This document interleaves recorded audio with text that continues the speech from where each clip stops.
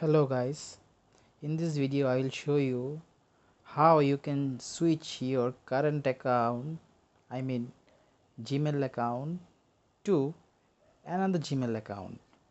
You can switch. So in Android we have this app Gmail, right? So after entering this app,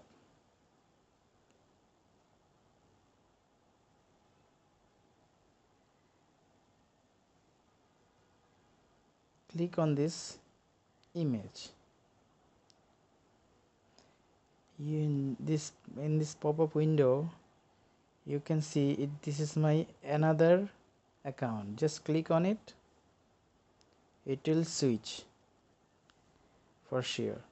You can see this is my another Gmail accounts interface. So this is the way you can switch your one account to another account in Gmail. Thanks for watching.